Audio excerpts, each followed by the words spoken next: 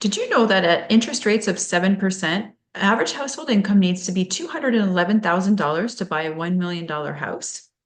Today, we're going to talk about what's happening in the market for 2025, whether you should list your home, and whether you should consider purchasing a new home. Okay, we're going to talk about a couple of things: the affordability crisis, the intent of buyers to buy homes, and the economic impacts and what's going to happen to you for 2025. All right, so I just mentioned the crazy amount of money it costs you must have as a household income in order to buy a new home. Well, the good news is that as we see interest rates continue to drop, we can get down to about $132,000 being the average household income needed to buy a $1 million house in Toronto. Now, that's great news because the average household income in the city is actually 155,000. So that brings us a whole bunch of people back into the market. And as we've talked about before, you know that there's a lot of renters that have been sitting on the sidelines waiting to see whether they should buy or not. So Ipsos does a survey every year with the renters and they ask them, what is your intent to buy? Well, we have very strong intent to buy from about 9% of renters. Now that is down 3% versus a couple of years ago.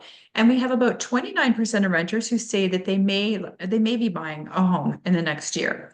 We also know that overall about 52% of renters are going to buy a house at some time, and the rest really never intend to buy a new home. Now, what's staggering actually is a number of first-time home buyers that are actually buying homes. It's something like 74% of the homes sold go to new home buyers. So now we have to wonder if that makes up so much of the market, where are these guys getting the money?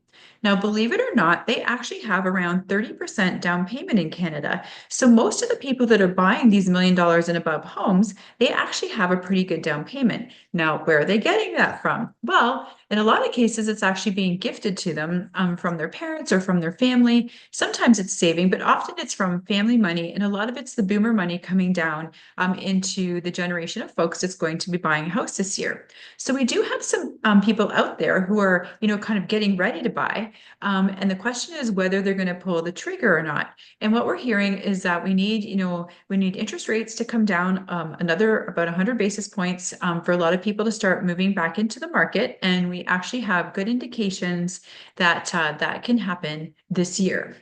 We also have something really interesting, which is way more housing supply available to us. Now, the number of homes that are available to purchase right now is significantly higher than it has been in the last couple of years. So, if you are a buyer, that means that you have way more choice.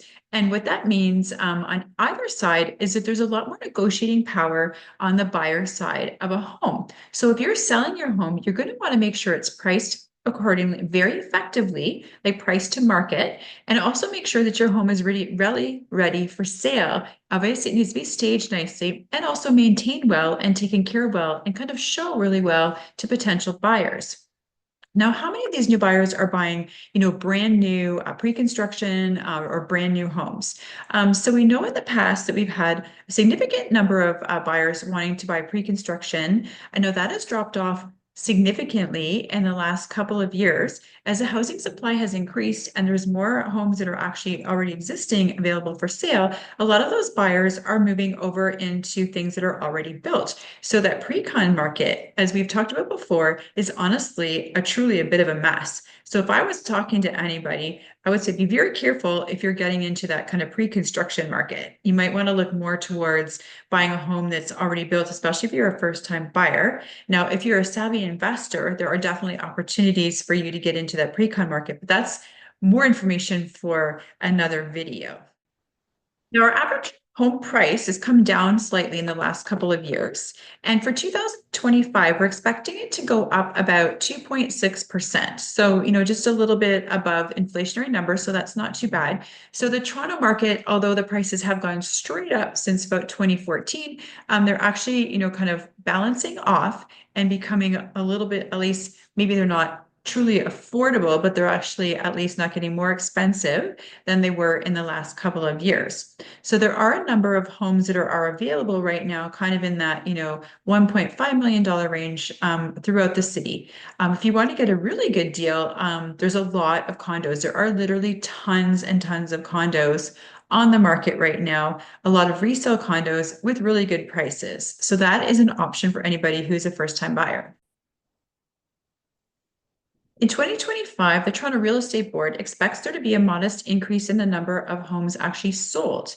However, that is still, if you look at the chart, taking us back to about 2008, 2009 numbers. So the actual number of homes selling is still lower than it has been over the past couple of years. But we also know that that is because there's been a significant amount of inventory that was pulled forward during COVID a couple of years ago. So it took a lot of buyers move forward that weren't going to buy. So it's taken a couple of years for that to go through.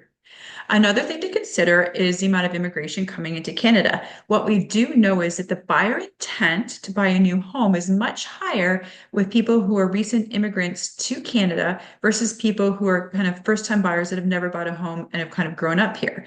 And that's because a lot of the people coming into the country are coming having previously owned a home, or they're coming in with a good job and they've already had, financial history before they come here. So a lot of newcomers are actually have full intent of buying a home. So that's another thing to consider.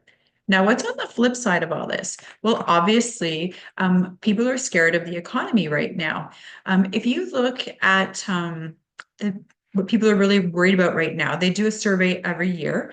It's traditionally always been people are worried about healthcare, that kind of thing. Housing and affordability of housing has literally surpassed healthcare as a number one concern of Canadians.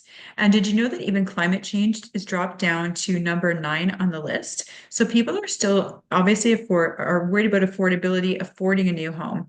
Now, with all this new tariff stuff thrown into the mix, is that going to throw this beautiful setup for 2025 off kilter a little bit? Well, that, in my opinion, comes down to a lot of emotions and a lot of reactions because right now we don't really know what's going to happen. So we're kind of thinking about what could happen if things got really bad and people are a little bit worried about, will they be laid off their job? Maybe they have a great job right now, but they're afraid of being laid off from their job. They're worried about some economic wobbles. So will that pull some of the people back to the point where they're not going to be purchasing a home this year? So that could definitely offset some of the good setup we have for 2025. So here's a couple of things in closing. If I were thinking about 2025, I think it's a good year to buy or sell a home. I think if you're selling, you need to be well set up and well marketed, and you need to have an appropriate price on your home. It's unlikely that it's going to go, significantly over what it was, worth on market value. If you're a buyer, you have a really good opportunity to get into the market right now. And that's because the government is throwing a lot of new programs out there to help first-time home buyers. You can actually take $60,000 each out of your RRSP to put as a down payment. We've got some relief on the amount of down payment it takes to actually get in and buy a new home. We've got lots of housing choice, lots of houses available, which means that you can go in with negotiating power. It means that you don't have to go with firm offers. It means you can put financing clauses, home inspection clauses, so you can feel a little safer when you're buying your home for the first time. So if you have any questions about any of this, please reach out to me. I would be happy to answer your personal questions, and I actually have tons more information I'd be happy to share with you. Thanks so much.